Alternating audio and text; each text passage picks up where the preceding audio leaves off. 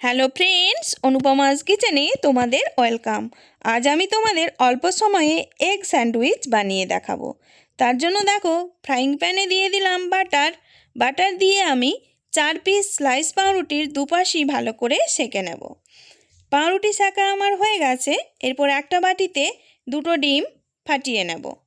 আমার রেসিপিটি যদি তোমাদের ভালো লাগে আমার চ্যানেলটিকে অবশ্যই সাবস্ক্রাইব করে দিও, লাইক অবশ্যই করো। ডিমের মধ্যে দিয়ে দিলাম পরিমাণ মতো নুন, পেঁয়াজ কুচি, কাঁচা লঙ্কা কুচি, ধনেপাতা কুচি আর টমেটো কুচি। ভালো করে মিক্সড করে নেব। ফ্রাইং প্যানে আবারও একটুখানি বাটার দিয়ে ডিমের মিশ্রণটা ঢেলে দেব। অপরদিকে 2টো পাউরুটির গায়ে আমি ডিম লাগিয়ে নেব। এরপর ঢাকা দিয়ে আমি অমলেটটা রেডি করে নেব। এই যে দেখো, এভাবে ডিম লাগিয়ে নিতে হবে।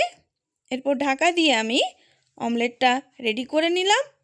তারপরে অমলেটের ওপর 2টো পাউরুটির স্লাইস আমি দিয়ে দিলাম, দিয়ে উল্টে দিলাম।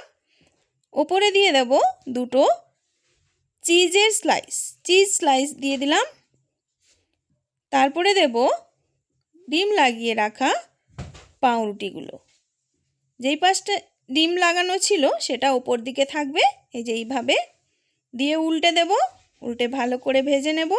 বাটার লাগিয়ে এইভাবে উল্টে পাল্টে ভেজে নামিয়ে নিলেই রেডি হয়ে যাবে অল্প সময়ে টেস্টি এগ স্যান্ডউইচ।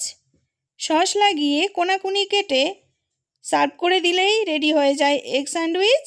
এভাবে বানিয়ে খেও।